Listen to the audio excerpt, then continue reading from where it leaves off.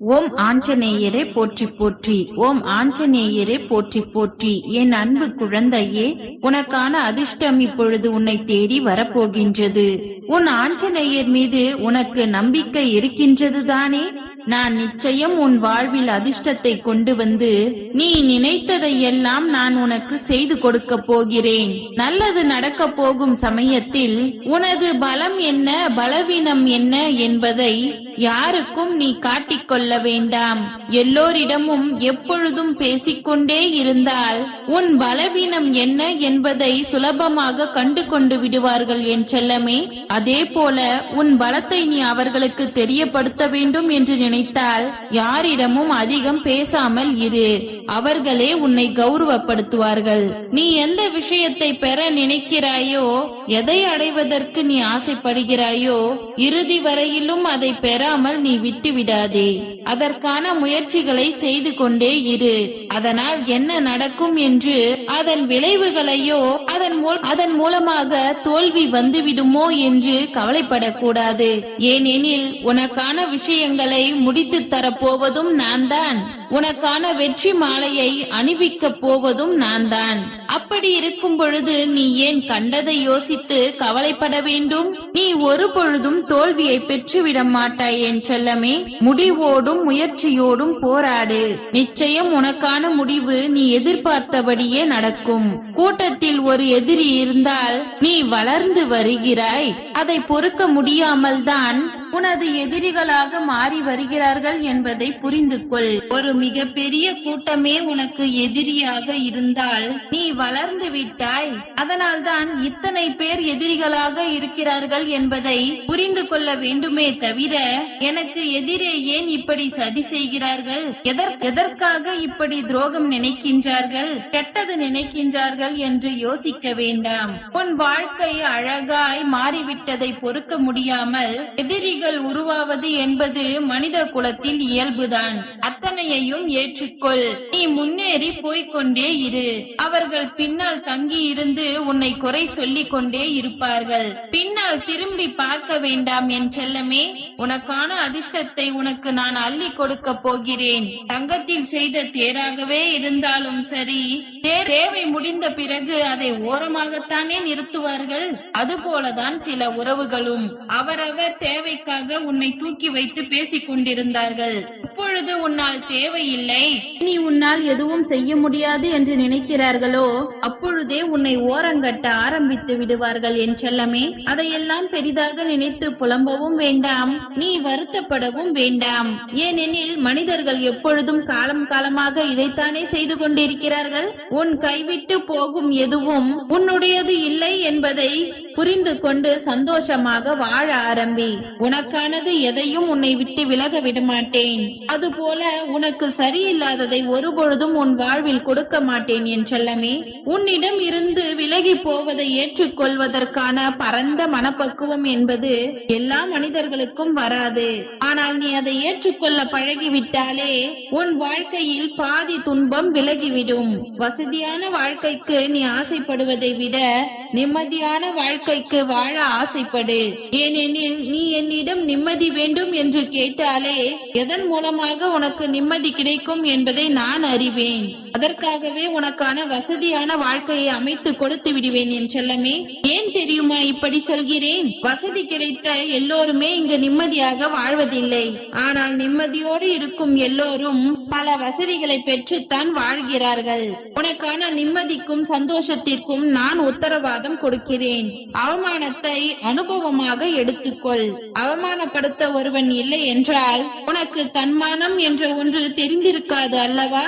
எப்பொழுது உனக்கு தன்மானம் இருக்கின்றது என்று புரிந்து கொண்டாய் என்று யோசித்துப்பார். ஒருவர் உன்னை குத்தி கிழித்து காயப்படுத்தும் பொழுதும், உன்னை தரைக்குறைவாக பேசும் பொழுதும், மட்டமாக நினைக்கும் பொழுதும், அப்பொழுதுதானே உனக்கு தன்மானம் என்பது வீறு கொண்டு எழுந்தது.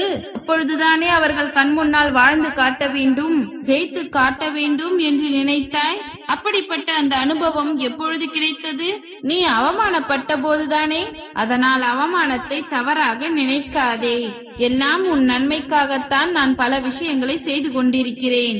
உன்னை ஏளனமாக பேசிய சில பேருக்கு நீ யார் என்பதை நிரூபித்து காட்டுவதற்கான நேரம் வந்துவிட்டது. அதற்காகத்தான் உனக்கு அதிசயத்தை அள்ளி கொடுக்க நான் வந்துள்ளேன். உன் வாழ்வில் நீ நேசிக்கும் அனைவரும் நீ கடந்து செல்லும் மேகங்கள் போலத்தான். உன்னை ஏளனமாக பேசும் சில பேருக்கு நீ யார் என்பதை நிரூபித்து காட்ட வேண்டிய நேரம் வந்துவிட்டது. அதற்காகத்தான் உனக்கான அதிர்ஷ்டத்தை அள்ளி கொடுக்க வந்துள்ளேன். உன் வாழ்வில் நீ சந்திக்கும் அனைவரும் உன்னை கடந்து செல்லும் மேகங்கள் போலத்தான். அவர்கள் மீது தேவையற்ற எண்ணங்களையும் உணர்வுகளையும் உருவாக்கி கொள்ளாதே. ஒவ்வொருவரும் ஒவ்வொரு குணத்தோடு இருப்பார்கள், ஒவ்வொரு கொள்கையோடு இருப்பார்கள். அவர்கள் மூலமாக உனக்கு மகிழ்ச்சியான நினைவுகளை கொடுத்தால் அதை மட்டும் எடுத்துக்கொள். யாராவது உனக்கு கெட்டதை சொன்னாலோ துரோகம் செய்தாலோ வழி சொன்னாலோ கடந்து போகும் மேகங்களைப் போல அவர்களை கடந்து வந்துவிடு. மீண்டும் அவர்களை பற்றி யோசிக்கவே வேண்டாம். சிந்தித்துக் கொண்டே இருந்தால் வாழ்க்கை சிறப்பாக மாறிவிடாது என் செல்லமே. எதை சிந்தித்தாலும் எந்த நல்ல விஷயத்தை செய்ய யோசித்தாலும் உடனே அந்த சிந்தனையை செயலாக மாற்றிவிடு. பயத்தோடு வாழ்ந்து கொண்டிருப்பவன் தினம் தினம் கவலையோடும் போராட்டத்தோடும் வாழ்ந்து கொண்டுதான் இருக்க வேண்டும். துணிவோடு இருப்பவன் நடப்பது நடக்கட்டும் என்று நெஞ்சு நிமிர்த்தி கொண்டு தைரியத்தோடு வாழ்பவன் தான் வாழ்க்கையில் போராடி ஜெயிக்க முடியும். நீயும் எதை நினைத்தும் பயப்படவோ கவலைப்படவோ கூடாது. துணிவும் தைரியமும் வீரமும் எப்பொழுதும் உன் மனதிற்குள் இருக்கட்டும். போராட்ட வாழ்க்கைக்கு ஒரு முற்றுப்புள்ளி வைத்து அதிர்ஷ்டத்தை உனக்கானதாக அள்ளி கொடுக்க போகிறேன். உன்னுடைய ஆஞ்சநேயர் உனக்கு கொடுப்பதை ஆசையாக மகிழ்ச்சியாக வந்து பெற்றுக்கொள் என் செல்லமே. பல ஏழைகள் இந்த உலகத்தில் பணத்தை மட்டும் சிக்கனப்படுத்தவில்லை, ஆசைகளை கூட சிக்கனமாகத்தானே ஆசைப்படுகிறார்கள். ஒரு அளவுக்கு மீறி எதையும் ஆசைப்படுவதும் கிடையாது, அதை பற்றி யோசனை செய்யவும் கிடையாது. அப்படிப்பட்ட சூழ்நிலையை உனக்கு உண்டாக்க மாட்டேன்.